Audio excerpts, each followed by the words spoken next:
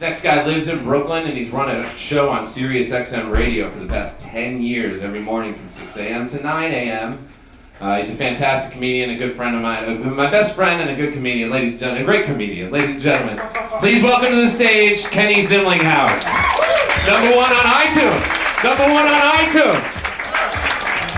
Wow, yeah.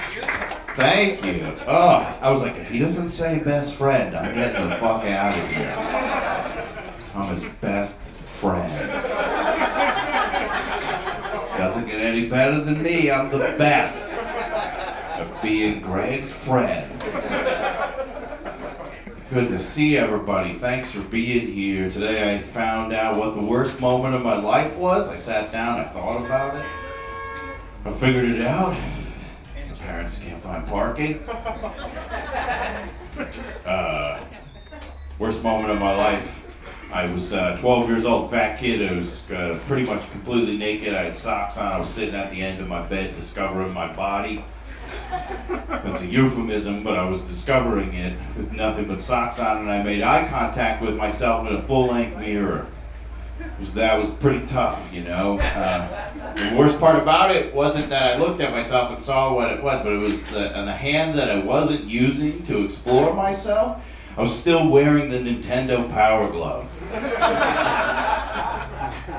was a tough moment for me. I was walking around today, I saw a sign that passed a construction site and said, hey, if you want to report unsafe work conditions anonymously, call 311. And I was like, what nerd is going to call 311 and report unsafe work conditions anonymously, you know? What kind of try-hard person does that? Just calls up, hey, I'm at the 21st Street construction site, and this guy's working without his helmet on. I'm a fucking hero. They're like, what's your name? No, I don't want to bring my family into this. Like Spider-Man. You try too hard if you call and report unsafe work conditions. I feel like I try too hard when I run for a train, like I'm gonna miss it, and then it stays at the station for 3 more minutes. I feel like a hero when you get on that train, you're like, yeah, I made it! Conductor's like, we're gonna be held here for a few more minutes.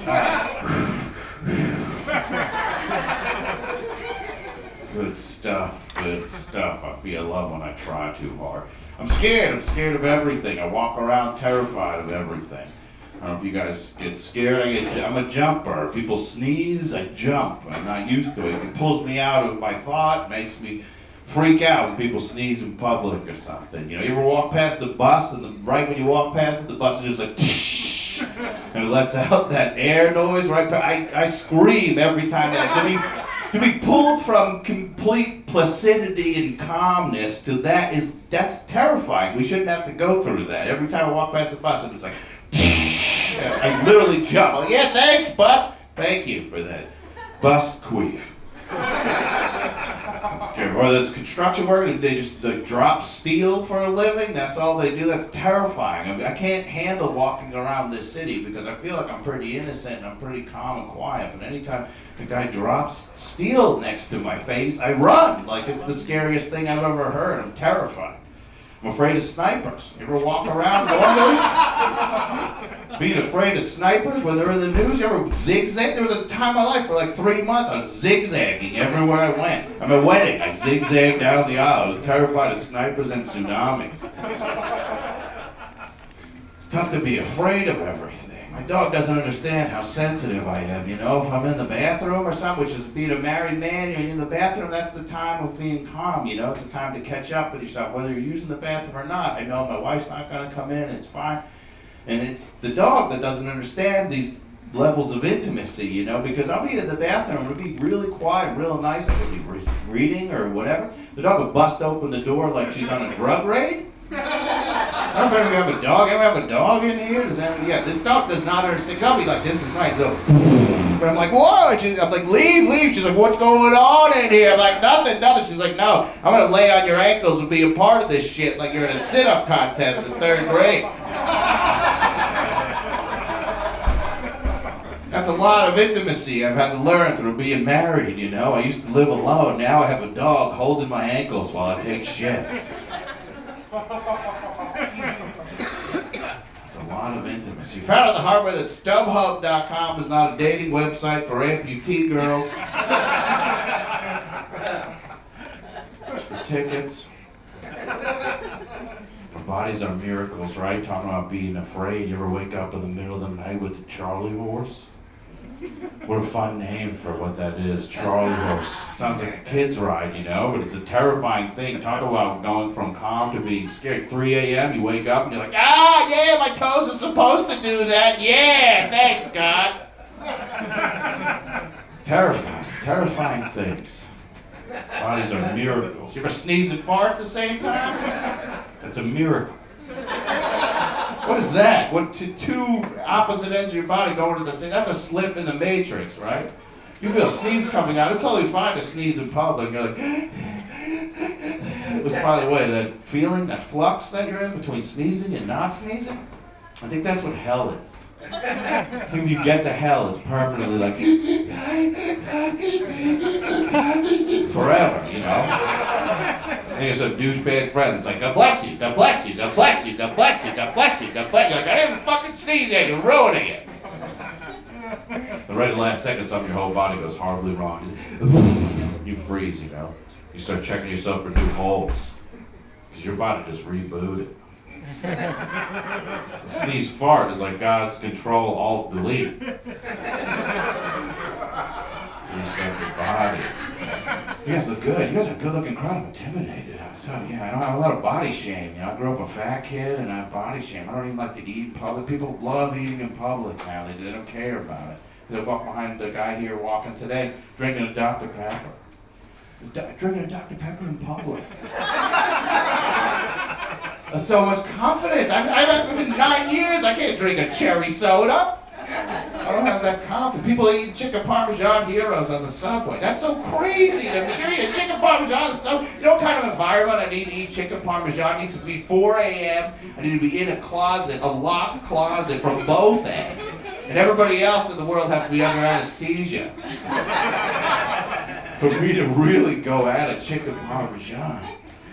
Things are changing, times are changing, everything's moving so fast, I don't like it, it scares me, I can't keep up with it, everything is just so fast. National Geographic now refers to themselves as Net Geo. Too much change for me. National Geographic used to be so fucking, like, legitimate. Now they're like, what's that, Nat Geo? Like, Nat Geo is the kid that you saved the soda pop tops for to save his kidney when he's died and you're in middle school. Nat Geo. Everything went to hell when Nestle's Quick changed their name to Nesquik. Right? It was just quick. It was my favorite thing. Now that they throw the company on Nesquik. Fuck that. That's so crazy to me. That's so much corporation, you know? Everything changes so fast. The marketing for shit is so insane. Why are we still making and selling new ski masks?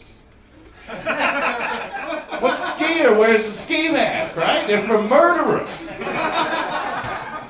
No skier wears a chances are if you're skiing and you ski past someone with a ski mask, they just killed somebody at the top of the mountain. And they're skiing to get the fuck away. I can't believe people are still buying the Craftmatic adjustable bed. That thing's like $6,000. Like, buy a pillow or sit up. You don't need an engine in your bed to do that, right? You need like a back muscle. A little bit of the will to live. See that sleeping aid pill commercial for Lunesta, where people are lying wide awake at 3 a.m. in their bed and they can't fall asleep, and through their screenless window, this giant glowing green butterfly comes in and hovers above their chest. And they quickly fall asleep like, oh, thank God you're here, Lunesta butterfly. Don't you feel like this is the last thing on earth that ever helped you fall asleep at 3 a.m. was a giant glowing green butterfly hovering above your heart? Because we don't have those on Earth. We don't live on fucking Pandora. I'd run out and put a screen on my window to keep out the radioactive insect. The commercials for gum, you ever see those commercials for 5 gum? Where they're like, hey, what does it taste like to have 5 gum? And it's people in like a death chamber strapped down, and it rains glass on them, and it's like, gum. It's gum. It's gum. It used to be free. Now people are like, you want to try some gum? You're wearing all leather with a fucking ball gag on, and they're shoving gum. You're like, yeah, 5 gum. Fuck you. Marketing's gotten insane. M&M's have personality now. You can buy M&M's. That's the way they market it to us. They run away on the conveyor belt. They're like, you can't eat me. Fuck you. Get in the bowl. You get in the bowl. And we're like, yeah, we're going to eat the shit out of that. They give all this food personality, you know. Cinnamon Toast Crunch commercials now have all the Cinnamon Toast Crunch swimming around in the bowl of milk like it's a spa. They're so happy. One of the Cinnamon Toast Crunch slides down the spoon like it's a slide. In the air, another Cinnamon Toast Crunch comes up and eats him in mid-slide. And that's it for the commercial. They're like, yeah, buy Cinnamon Toast Crunch. People are like, yeah, I'm going to eat the shit out of that life. It's just the marketing that has gotten insane. The news is insane too. You can't pay attention to anything anymore. Everything is so crazy. CNN, recently, CNNonline.com had this headline that read, Incest Dungeon Girl, what's next? Incest Dungeon Girl, what's next? And the story was about this girl who, for the first 14 years of her life, her father locked her inside a homemade basement, did terrible things, and after 14 years he confessed, and now she's free to go. And CNNonline.com was like, how will Incest Dungeon Girl ever reemerge into society? Will society accept Incest Dungeon Girl? I was kind of thinking CNNonline.com, we could throw her a bone here and stop calling her Incest Dungeon Girl. Right? That'd be a start towards re-emergence, right? If for day one she's free and everyone's like, ladies and gentlemen of the world, please welcome Incest Dungeon Girl! And she's a professional wrestler. Too much. CNN, the network, had these 2 political commentators on talking back and forth. One of them said to the other one, never before in my wildest dreams did I think I would see such negative ad campaign against Barack Obama. Never before in my wildest dreams. I was kind of thinking that's not so much of a wildest dream to me, you know? Like usually my wildest dreams, all my teeth break off my mouth and I'm chewing them like chiclets. Sometimes in my wildest dreams, my penis falls off and rolls underneath the stove and I can't find it for the remainder of the wildest dream. You ever have this dream, guys, where you're like, oh, I guess I don't have a dick, I gotta find it, but you're totally cool. You're like, oh, where the hell? Oh, there it is. It's underneath my family's first stove. Why is my 3rd grade teacher here with an alligator? Give me back my dick. That's wild, you know? Sometimes in my wildest dreams, I'm in a limousine without a driver, about to crash into a pool. Driver's on the side of the road chewing my penis like a chiclet. Those are wild dreams, you know? I've never woken up at 3 a.m. in the cold sweat and been like, I just had the most wildest dream. It was mudslinging against President Barack Obama. How will I ever get to sleep? And all of a sudden it's like, oh yeah, Lunesta butterfly, yeah. Thank God you're here. Thank you for laughing and stopping right away. We have a lot of work to do tonight. I appreciate you not letting your laughter get in the way.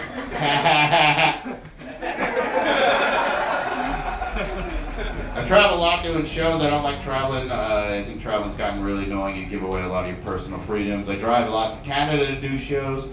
When you cross the border in Canada, a lot of communities are like, hey, don't tell them you're working, tell them that you're there for fun, or else they're not going to let you in because of tax purposes and whatnot. So inevitably, you got to answer the questions from the customs guy who's like 6 feet above you on an elevated platform. And he asks a bunch of questions, and every time he always asks this question, are you traveling to Canada for business or pleasure? And I always find this weird moment in my life that I have to look this man in the eye and lie and be like, pleasure. Yes, pleasure. Because I don't say I do anything in my life for pleasure. I don't smoke Newports or anything. But I look this Canadian mountain I'd be like, pleasure, 3 days of Canadian pleasure. I'm such a pleasure fan. Travel through TSA at the airport, that's a whole bunch of freedoms that we give up. You know, you take your belt off and your shoes off. It's so naked for me to be in public. I have body shame. I told to take my belt off and my shoes off around people. I feel so vulnerable and so exposed. You know, I'm dirty about my belt and my shoes. And inevitably, you get through security, and I pass through, and every time I put my belt back on, I make eye contact with some kid. I feel so dirty. I'm like, yeah, I was just back there plowing your mom.